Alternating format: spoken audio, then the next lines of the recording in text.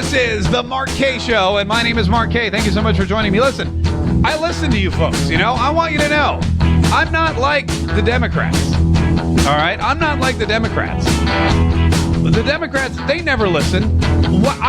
When you want change, when you ask for positive change, I hear you, and I make it happen. And so many of you over the past few days have told me, Mark K, I love your show. I listen every day. I watch you on YouTube. I download your podcast. But that music you play at the beginning is so gosh darn annoying. I hate your intro. In fact, it's loud and it's obnoxious and there's that horrible horn. And you know what happens is you may not realize this, but it annoyed me too. And I would sit there sometimes because I got to edit this stuff and I'm uploading the podcast every day and we're testing stuff all the time. And I hear that thing and I go, God, this is the most annoying intro you know the one I'm talking about. I'm not going to play it anymore. But everyone on YouTube yesterday was like, well, you got to do something about it. It's driving me crazy. So we did, because look, this is your show. It's not mine. My name's on it and it's from my house and all that. But this is your show. It's not for me. It's for you. And if you don't like something, speak up, man.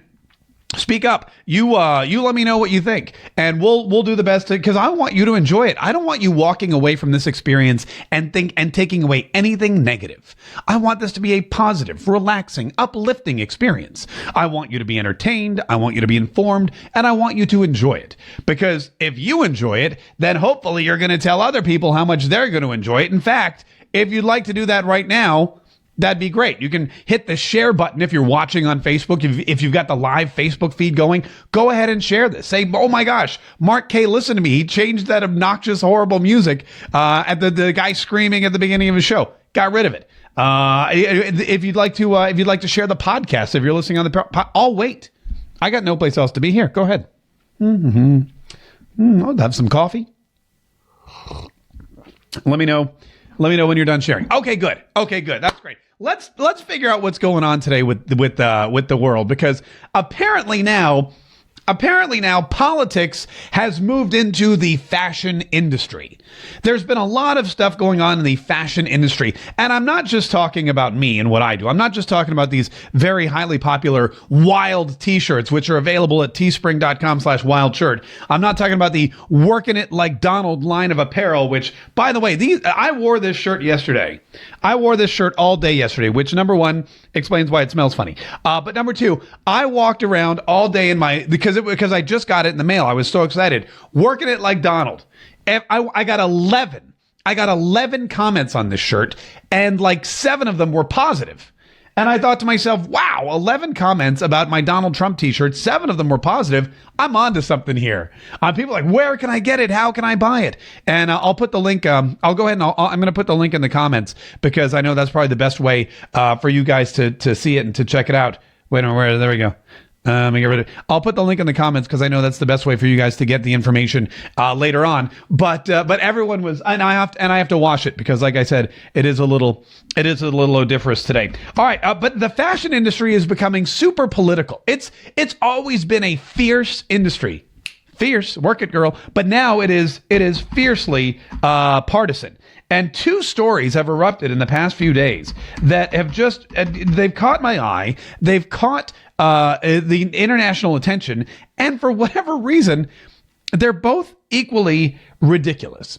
And of course, these are stories that are being perpetuated and pushed through by, hate to say it, the Democrats. I don't hate to say that they're pushing forward these stories. I just always hate to say Democrats, because it puts a bad taste in my mouth. But basically, here's what's happening now. You've got two different companies. One of them is Ivanka Trump. And Ivanka Trump has her own clothing line, has for a long time. And as you know, she is the daughter of President Trump, and she's an advisor to the Trump campaign. And her husband is one of the closest advisors to Donald Trump as well. Well, now that Donald Trump is president, a lot of folks are taking out their angst and their anger. And rest assured, it is nothing but unbridled, passionate rage. They're taking it out on every aspect they can. They're taking it out, in the streets. They're taking it out on Starbucks coffee windows for some reason. I don't know why, because Starbucks is the least conservative coffee company in the entire world. They're attacking bank windows. They're pepper spraying people at the University of Berkeley. Poor Milo Yiannopoulos can't get a gig in California because the protesters just shut him down because they're just so angry. Well, now they're taking it out on designer shoes and apparel, handbags and high-end jewelry, dresses, both moderately priced, expensive, and very, very inexpensively affordable for the modern-day Trump-loving woman. The Ivanka Trump line. Ivanka Trump's line, by the way, is available pretty much anywhere. It's available, it was available at Nordstrom. It was available at Neiman Marcus. It was available at Macy's. Those are three companies, however, that have announced that they will be taking the Ivanka Trump items out of their stores. They claim that it's declining sales. They claim that there's no interest. I find this hard to believe. The Trump name is the most famous name in the history of the world. Right now, Trump is, you can go to any country, any town. You could go to an island in the West Indies where they have no technology, no computers, no cell phones, no airplanes, where people from the mainland haven't visited for decades. And you could say Donald Trump and they would know exactly what you were talking about. They would pull out an orange and draw a little face on it and go, huge, huge. They know everybody knows Donald Trump. You're telling me that that's not beneficial to sales? You're telling me that people aren't going to seek out those products in your stores? Ivanka Trump shoes. She's a beautiful woman. So many people love it. She's a smart, intelligent, successful woman. Why would you alienate half the country by getting rid of the Ivanka Trump line? TJ Maxx just today said, you know what? We're going to start dissolving Ivanka Trump. They sent out a memorandum to their employees saying, move the stuff off the shelves and tear up the signs. Tear them up. We don't need them anymore. Put them in the bargain discount bin, and when they're gone, they're gone. We are not restocking any gosh darn Ivanka Trump stuff. You know what's interesting, though? You know who still does stock Ivanka Trump stuff is a little organization called Amazon.com. And of all the places in the world where you would think it would be least likely for you to find anything Trump, of all the places in the world where you think it would be the least likely place for you to find anything with Ivanka Trump's name on it, you would think it would be Amazon.com for a couple reasons. Number one, Jeff Bezos, huge Democrat, huge liberal supporter, tons of cash to all Hillary Clinton. I believe he gave money to Bernie Sanders. I'm pretty sure he sent Elizabeth Warren a couple mil. Guy has more money than you could believe. One of the richest entrepreneurs in the history of the universe. And of course, a huge liberal Democrat. Those are his policies. Also, two, he owns the left-leaning Washington Post. He owns the left-leaning Washington Post. And you would think that the guy who owns the left-leaning Washington Post would not want to help put money in the pockets of anyone with the last name of Trump. However, Jeff Bezos, on top of all that, the founder and CEO of Amazon, guy who supports all these Democratic causes, guy who owns the Washington Post, for crying out loud. This guy, much like Donald Trump, is a businessman first. He knows everything he's got in his life, it's because of his business. It's because of Amazon.com. And Amazon.com is the world's largest retailer. They sell stuff. And when you're a retailer, your job is to find out what people want to buy and then offer it to them for sale. Not only that, but he does it in a great way. He lets you order stuff while you're sitting at home, and he delivers it right to your house. And if you're a Prime member, there's no extra charge. I'm going to watch this. Ready? I just bought something on Amazon. It's going to be here tomorrow before noon. I don't even know what I bought. I just hit one-click ordering, and we're good to go. But Ivanka Trump, you can still buy all of her stuff on Amazon because Jeff Bezos, as liberal as he is, as much of a Democrat as he is, as many liberal articles as his reporters are out there as much dirt as he's trying to dig up on Donald Trump as we speak, the guy knows that profit is king. He is a retailer first. He's a businessman first. And business trumps politics.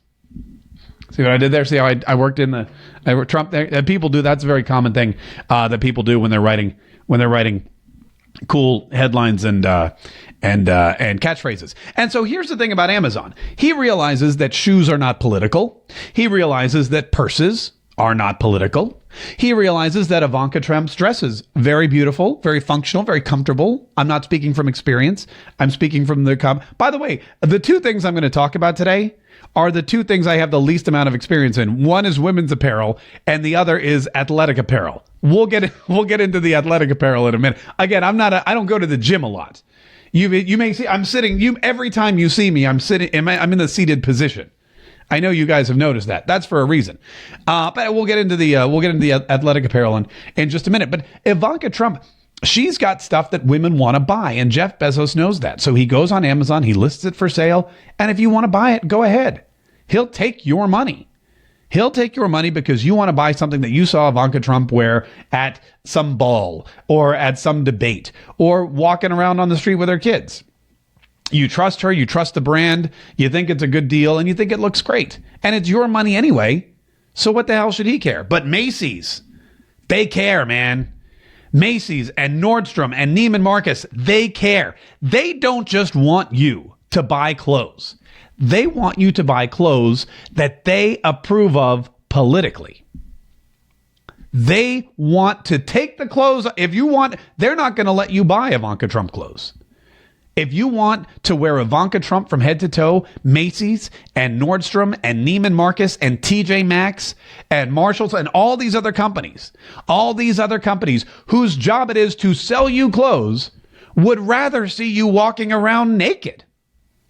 Personally, I'd rather see you walking around naked too, but that's just me. But they would rather you be naked than support Donald Trump and or his family. Ivanka Trump, I'd like to point out, by the way, not even an elected politician.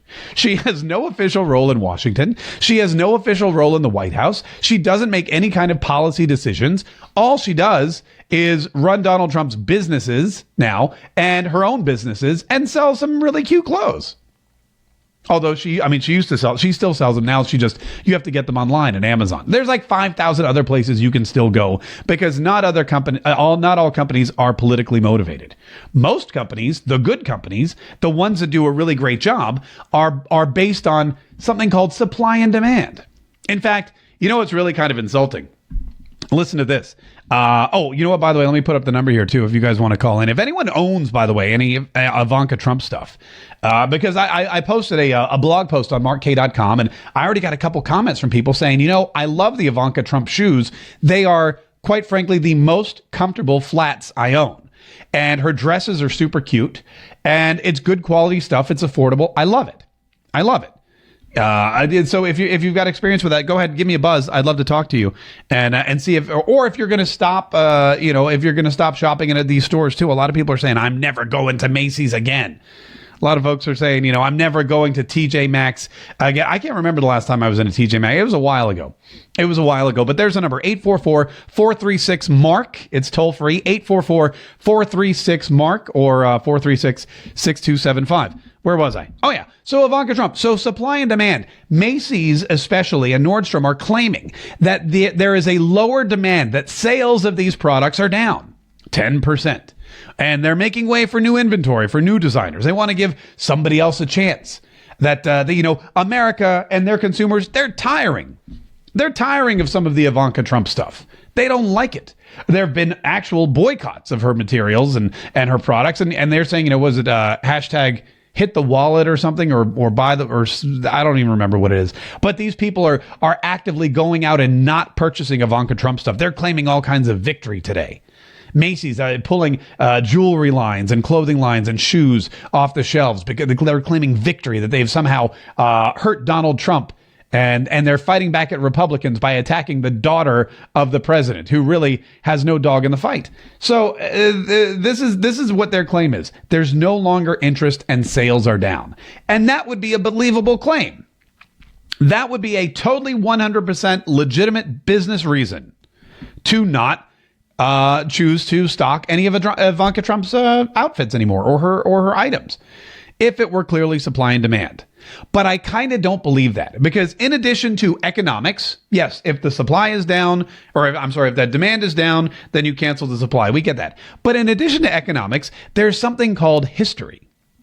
And if you study history, you remember that, oh, wait a minute, Macy's, they were the company that canceled the Donald Trump tie line.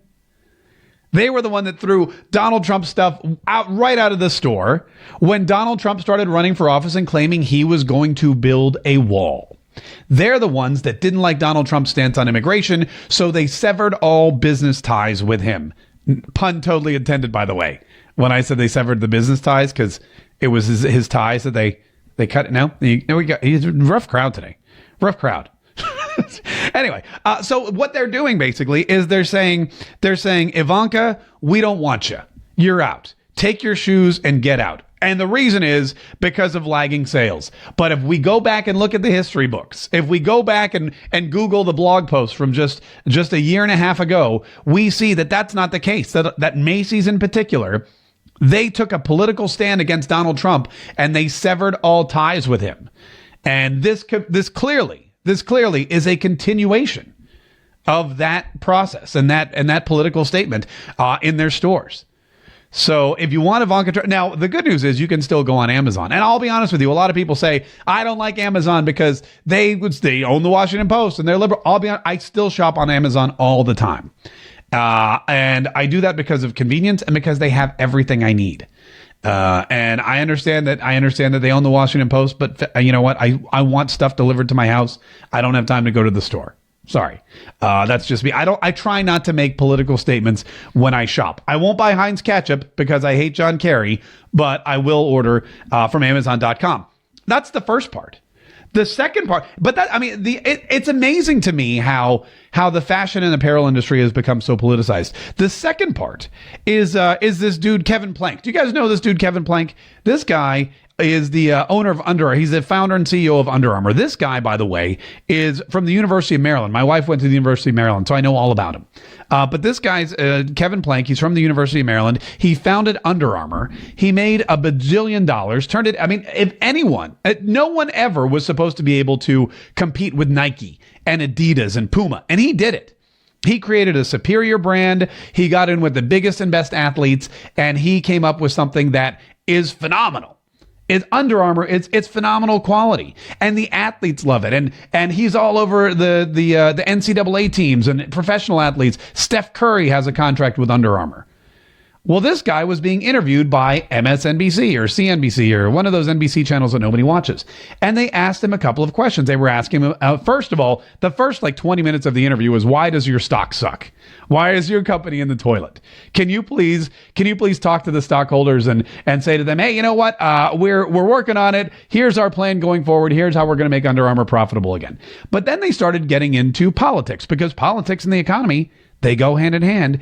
And the interviewer, some guy, no idea who he is. He asked Kevin Plank about Donald Trump. Kevin Plank, by the way, had met with Donald Trump along with Elon Musk and Michael Dell and a bunch of other big-time entrepreneurs who own billion-dollar companies and are really in tune with the economy of America. Well, go figure.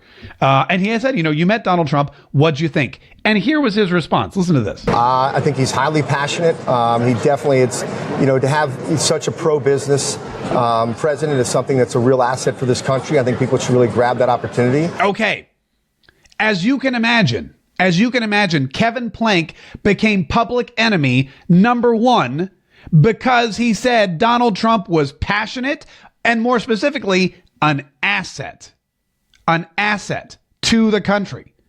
He said Donald Trump was an asset. He used Donald Trump's name in the same sentence as a positive statement. And not the way something like, I'm positive Donald Trump is a horrible person and he should die. I'm positive Donald Trump is the devil. Not that kind of positive statement, but an actual real life, Donald Trump is pro-business. Donald Trump, he's an asset to business in the United States of America. He didn't stop there, though. He didn't listen to this. He continued to praise the president. I'm a big fan of people that operate in the world of publish and iterate, versus, think.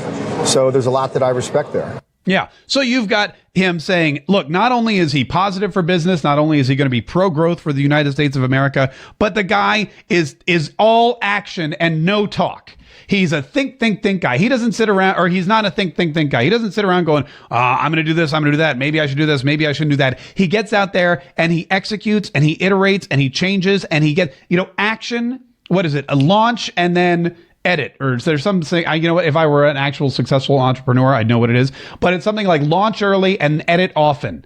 Something like that. Basically, in today's society, if you want to succeed, you got to get out there now with something and then change it little by little and be willing and ready to change little by little every single day. And that's how you're going to be successful. And that's how entrepreneurs are successful. That's how Donald Trump's successful. But it doesn't work that way. When you're a Democrat, when you're in the United States Senate or Congress, when you're adversarial, there's two things. There is right and wrong. And for the Democrats, everything that the Republicans say is 100% wrong. And if you are with Trump, you are against us. So, of course, after Kevin Plank says Donald Trump's an asset, people went crazy. And they called for a boycott of Under Armour.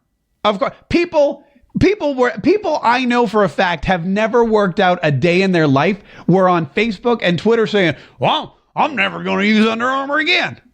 I'm never buying Under Armour again. It's the last straw. And I'm like, fatty, you ain't never been in a gym, let alone wearing anything Under Armour.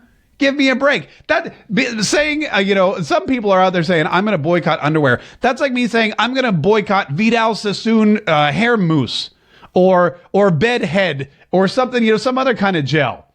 It's stupid. It's pointless. It's not going to happen. You never bought any kind of athletic apparel in your life. Just like I've never bought suntan lotion. Okay, this is the same. Me saying, I'm going to boycott Coppertone. Look at me. Clearly, I'm not their number one customer. The other thing I heard a lot, and this was ridiculous. I heard a lot of people saying, no more Under Armour for me. Looks like it's back to Nike. I'm like, Nike? Google, do me a favor. If you are boycotting Under Armour, or if you know somebody who is boycotting Under Armour because of Kevin Plank's comments, here's what I'd like you to do. I'd like you to Google Nike and what is it, like what's it called? Social injustice, or Nike and rights violations, Nike and Malaysian workers. Google any of those topics and read me the top 3 headlines. Not even the whole story, just the headlines that come up. And then tell me that Under Armour is a bad company because the CEO and founder says that Donald Trump is an asset by being a pro-business president. These people are ridiculous. We're going to get into, Marco Rubio gave a speech about Elizabeth Warren on Senate. We're going to get to that here in just a minute. Also, we have some phone calls, which I'm really excited about. Michael, Joe, I'm going to get you guys here in just a minute. Don't go anywhere. Don't hang up or anything. We're going to talk to you too. But it's such a hate-filled thing. Keep your politics out of my closet. All right? Because nobody cares if you don't like Donald Trump and Ivanka Trump. We're still going to buy their shoes. Nobody cares if you don't like Under Armour because he thinks that the president is an asset. Also, why is that a bad thing that you have a successful business leader? I mean, how many people during the campaign who are boycotting Under Armour today or are so excited that Macy's stopped selling Ivanka Trump stuff? How many of those people during the campaign bitched and complained and moaned and whined that Donald Trump never built any businesses? He was handed everything. He got $1 million from his daddy. It's all fake money. He's no entrepreneur. How many times has he declared bankruptcy? Like 7? Didn't we hear that throughout the campaign? That Donald Trump's not really a billionaire. And he's hiding his taxes. And if he let us see his taxes, we'd know he's not a billionaire. The truth would come out. Okay, so here's a guy who's president of the United States, and you're saying he's not economically safe, and he doesn't have any experience, practical business experience. He's not a successful businessman. He's not nearly as successful as what he claims to be. And what's he doing? He's calling up successful businessmen. Look, let me show you this picture again. Where did I snag this picture from today of Kevin Plank? Forbes. The Forbes 400. This guy, while a college student at the University of Maryland, which is right outside Washington, D.C., I'd like to point out, built a company that turned into $1 billion athletic apparel company. And that is one of the most difficult things to do. To create creating a successful athletic apparel industry or athletic apparel company in this day and age is the equivalent of saying, you know what? I'm going to create a cola to go up against Coke and Pepsi. And I'm going to make, and it's pretty soon all the athletes are going to be drinking it. Come on. That is an impossibility. This is an extremely successful business person that Donald Trump is reaching out to, talking to, getting ideas from. Same with the guy from Uber. I was talking to a friend of mine at work today. Why is everybody upset that Donald Trump went to the single most successful app developer of the last 2 or 3 years, a guy who built a company? Listen to this. Think about Uber for a minute, okay? Think about how Uber created money from basically thin frickin' air. Uber is the largest taxi company in the entire world, and they don't own a single car. They don't own a single car. Uber does not have a fleet of vehicles. Uber finds people that have cars and people that have rides, they put them together, and they take some off the top. And the guy has built $1 billion industry. And Donald Trump, who is now the executive in charge of economy that is trillions of dollars in debt, says, hey, Uber guy, Under Armour guy, come. Oh, I got to talk to you. We need your huge experience. We need to make America rich again. I would think people would be upset if Donald Trump didn't reach out to these people. You know what? These Democrats are going to be upset no matter what Donald Trump does. So it doesn't really matter. Anyway, there's one more thing that I want to play you this last Kevin Plank call, and then clip, and then we're going to take some phone calls. At the end of this interview, they asked Kevin Plank about the Trump and the border tax with Mexico that Donald Trump has said we need. We're gonna build the wall, and Mexico's going to pay for it with a 20% tax on stuff coming in. That's the thing, right? So they asked him about that, and he was critical of the president. It's the number one issue when you ask me about the new administration. It's the number one thing that we want to make sure that we do have a voice and we can explain, because the one thing that I believe the president doesn't want to do is he want to hurt businesses. Yeah, he says, look, this is crucial. This is a big problem for us in the apparel industry, in any American industry. This is a big, big problem. And so we've got to have the ear of the president to make sure that he understands exactly how it's going to affect the 60 million people who work in the retail fashion industry in the United States. Yeah, but here's the thing. You have a smart businessman who knows exactly how the economy is affected by political decisions and knows exactly how political decisions affect the economy. And he's got the president's ear, and that's a bad thing. And because of that, you're going to punish him by not buying Under Armour? You know, I'm thinking of taking up running or jogging or walking briskly. Or you know what? Really just standing up more. Whatever kind of exercise I can do. Whatever Under Armour's into, I'm going to buy some Under Armour stuff and I'm going to go and I'm going to do it. You know what? I may just buy Under Armour stuff and just sit in it. Because they don't care if I work out or not. They just want me to buy this. I get it. I'm going to buy some Under Armour stuff. And next time you see me sitting here, I'm going to be wearing Under Armour as a show of support for a successful businessman from Maryland who has the ear of the president and is using it not just to his advantage, but the advantage of the entire country. 844-436-MARK is the phone number that we put in yesterday. 844-436-6275. If you're sitting around watching this on Facebook or if you're listening to the podcast later, don't call because I'm not going to answer. It's probably, I know for a fact that it's after I'm long gone. Let's get to Michael though, because Michael called in and Michael wanted to comment. Michael, hi, thanks so much for calling the Mark K Show. Where are you calling from, Michael? Hey, Mark, this is Michael from Ohio, and I'm Sports Lover 2020 on Twitter, the one that always tweets. Oh yeah, that's great, man. How's it going? Doing good. How are you? And actually, I'm really excited to talk to you. Oh, yeah, well, I'm excited to talk to you as well. By the way, is it snowing in Ohio, or are you guys missing all the northern storms? Because I know that the rest of the Northeast is getting pretty pumped. We had a little bit of snow, but it didn't stick to the road, so I have to report to work here in about 90 minutes. Oh, that sucks. I'm sorry about that. Michael, real quick, what do you want to say about all this passion and politics in the apparel industry? Well, I hope I make sense. I'm not really good about making sense of stuff, but I just don't understand the American population that they all want to get so upset about boycotting all this stuff just because Trump is president. I mean, good grief already. Can people just accept the fact that Trump's our president and we don't have to deal with any more of the hell is Obama left for us? Yeah, the boycott to me has always been a curious. It's always been a curious thing. I don't, I mean, people like to publicize these boycotts. They think that they're going to make a dent. I really feel like it's going to take a huge amount of people to not buy Under Armour to really make any kind of impact. Now, Steph Curry from the Golden State Warriors, he came out yesterday because he's one of their big athletes, and he took umbrage. He took offense to what Kevin Plank said. And he basically, in fact, that they released a statement after he got on the phone and he talked to Kevin Plank, and they then released this statement. Where is it? Here it is.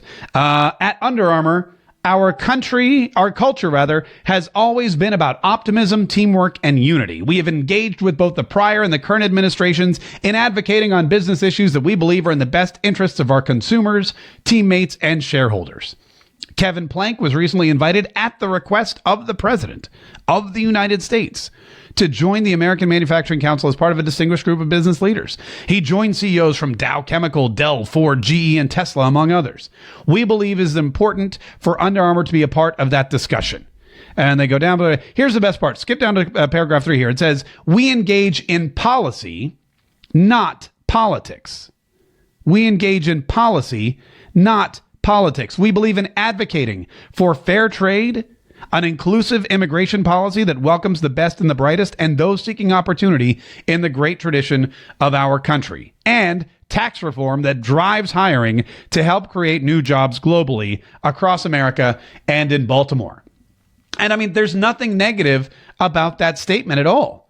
But the first part there is the best part. And that's the part where they say we're interested not in politics, but in policy. Michael, hey, thanks so much for calling, man. Thanks for listening, and have a great day at work, okay? You too. You have a blessed day, Mark. All right, you too. Oh, man, that was so much fun. I love taking these phone calls, by the way. It's so much fun to be able to do this now. Man, technology. I love it. I love it. Thank you, technology. People who make technology. We've also got, let's see, who else is there? Oh, we've got Joe. Where's Joe? Joe. Hey, how you doing, Joe? Joe, you there? Yeah, I'm here. Hey, you there? Hey, I'm here. Yeah, you're in Pennsylvania. Is that right? Yeah, my name's John. It's not Joe. They kind of mixed up. Yeah, I'm from a small hick town up here in Crescent, Pennsylvania. Okay. All right. What's on your mind? What do you want to say about these boycotts and the apparel industry and stuff? Well, you know what? The boycott's okay as long as it has if you need to make a statement. But what you were, when I was listening to, and what that other caller out that I heard that we were talking to, that's just wrong. Yeah. Why would you want to do that? Because I'm not going to, because I have some Under Armour stuff and I wear it. It keeps you warm. It's nice to have on. Plus, it lets you stay cool, too, at the same time. But anyway, about as far as that Ivanka stuff, that's just plain right out wrong. Yeah. That's all political. You know that, I know that, and everybody else does. Oh, it's 100%. And I'm glad that Trump spoke out about that and tweeted out about it.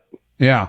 Tammy Compton, who's watching on Facebook right now, she left a comment and she goes, I love boycotts because now it lets me know which companies I need to buy from more. I'm going out to buy more Ivanka stuff. And that's good stuff. Yeah.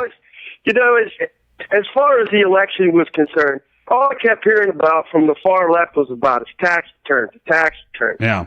There's no code in there that when you're running for president, it doesn't say that you have to show your tax returns. Now, it's like an old saying my dad used to tell me.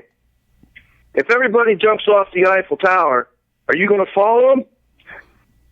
And what would you say? Common sense. Yeah, no.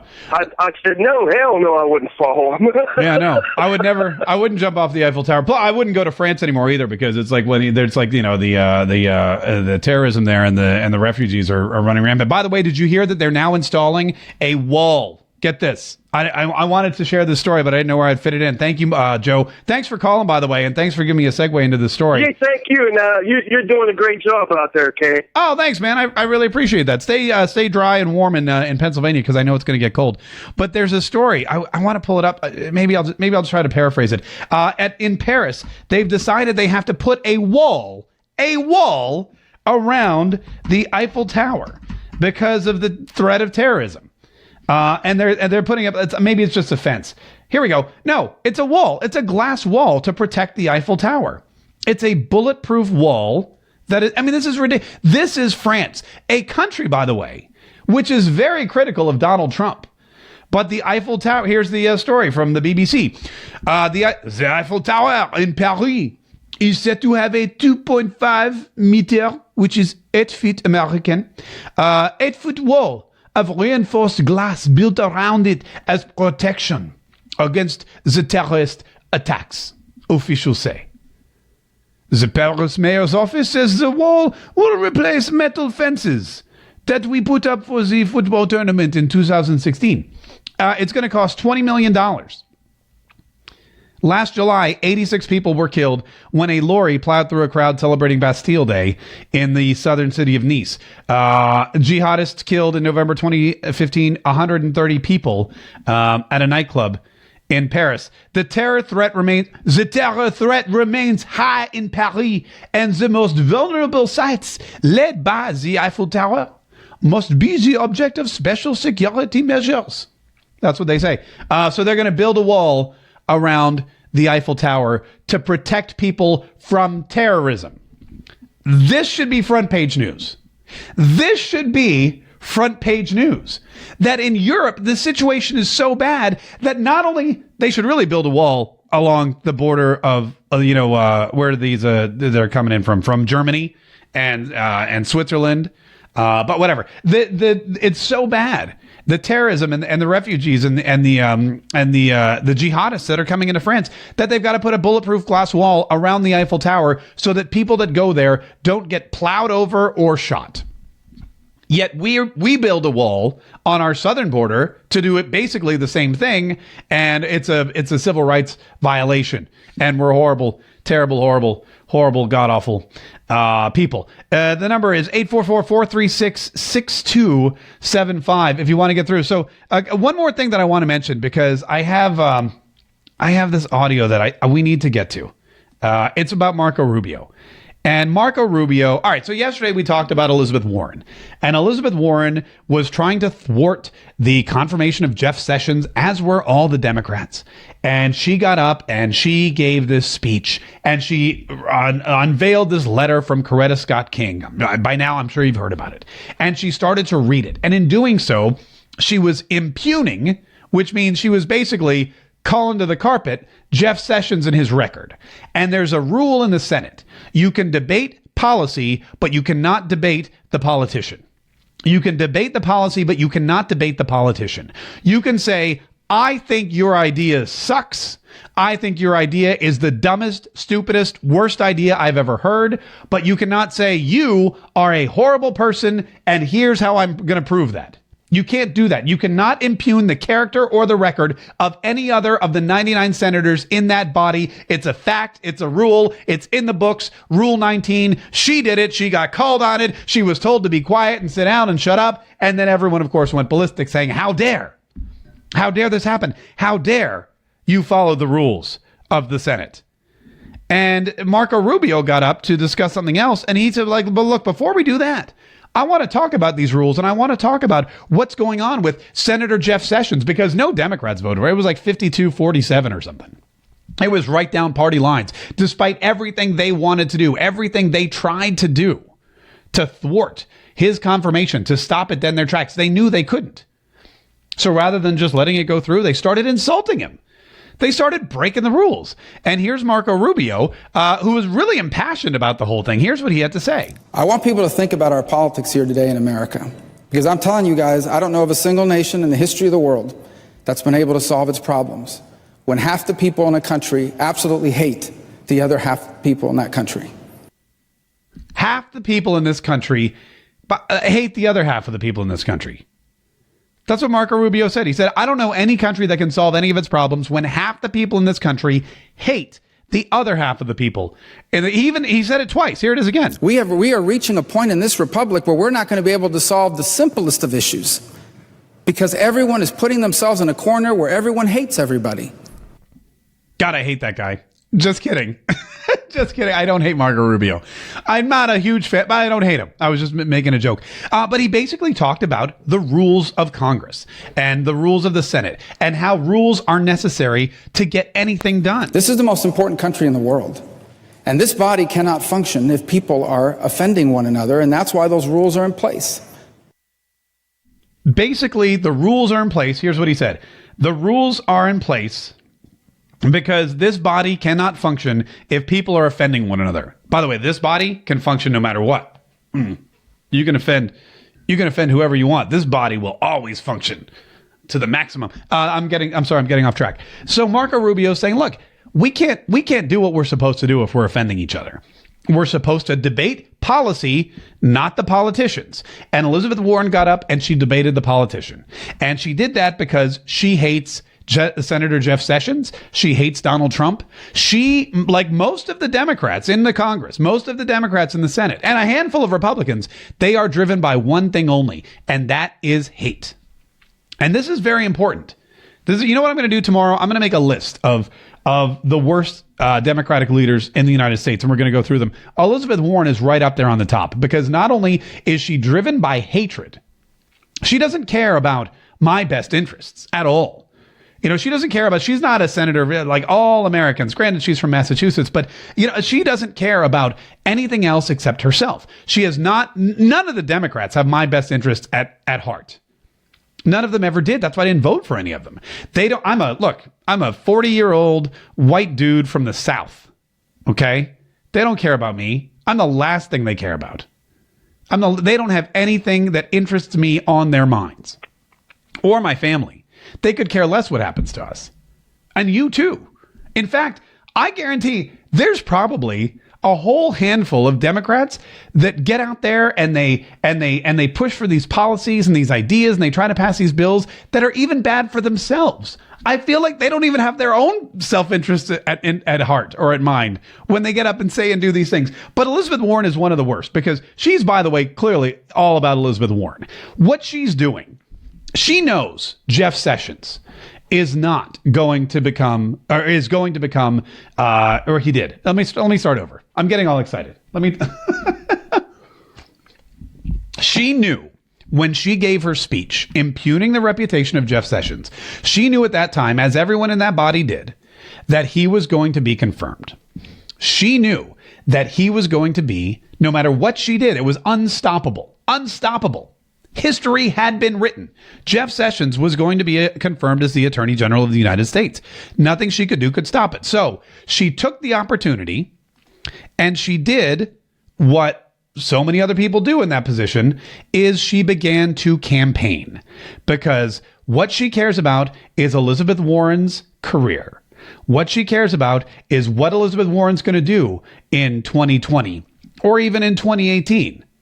Elizabeth Warren's campaign for president began January 20th when Donald Trump's presidency began. Same thing happened. She said, from now on, I will be the anti-Trump, and everything I do and say will be to campaign against him. She needs to get out there. She needs to get exposure. She needs to be in the press, and she needs to have the opposite message. And if Donald Trump is pro Jeff Sessions, I will be against him. And rules be damned. She doesn't care about the rules. Telling a Democrat that's against the rules is like telling me the speed limit's 55 miles an hour. Okay? I know the speed limit's 55 miles an hour. I don't care that the speed limit's 55 miles an hour. And I'll be damned if I don't drive 55 miles an hour in my own driveway. All right? If you're walking your dog in front of my house, walk fast. Okay? Because I'm in a big hurry. I got stuff to do. I've had 18 cups of coffee and I've got a lot on my plate. She knew what the rules were. She doesn't care. None of them care. The Congress people who sat in the Capitol building last year and they were on their phones and they were broadcasting and taking pictures and they were videoing and they were live tweeting and they were doing all these things that were clearly against the rules, and nobody cared. They did it anyway because it's all about them. They care about themselves. They care about their future political aspirations. And every senator right now, every senator is up in front of a camera, is giving a speech, is breaking a rule because they care about their political future. And a handful of them, Charles Schumer, definitely Elizabeth Warren, probably 3 or 4 others. I got a Cory, what's his name? Cory Booker, 100% Cory Booker. They all want to be the next president of the United States. And the best way they can do that is by campaigning now. Rules be damned. And they'll continue. Marco Rubio's right. You can't get anything done when half the country hates the other half. We are reaching a point in this republic where we're not going to be able to solve the simplest of issues because everyone is putting themselves in a corner where everyone hates everybody. And that's what they want. If half the country hates the other half of the country, if half the country is blindly driven by this horrible rage that they go into the streets and burn things and spray strangers with pepper spray and shut down college campus lectures and smash Starbucks windows and attack the police and march on and on and on like every single day for some reason. I don't know if they never get tired. I mean, I get tired walking around the block, but whatever. These people, if they are so driven by rage, they are not going to stop, and they don't want to. Because if they stop hating us, if they stop hating their neighbors, if they stop hating the president of the United States and everybody who voted for them, if they stop thinking about how awful we all are, then they might actually start working with us. And if they start working with us, then we might actually get things done. And if we get things done, then Donald Trump gets the credit. And if Donald Trump gets the credit, Elizabeth Warren has no shot in 2020. So for the next 4 years, Elizabeth Warren, if she has any shot of being president, has to stop anything at all from happening. Anything positive from happening in Washington or the rest of the United States. Listen, I've been going on and on for like way too long. Thank you so much for joining me. I got some outro music too because you guys hated the old intro. Thanks so much for watching. Thanks for listening. Thanks for calling in, guys. I really appreciate it. I'm sorry I didn't get to some of the comments. I will go back and I will get to them here in just a minute. Don't forget to get your Working It Like Donald T. Woohoo! Limited time. Click on the link below. I love you guys. All right. I will see you tomorrow. Bye.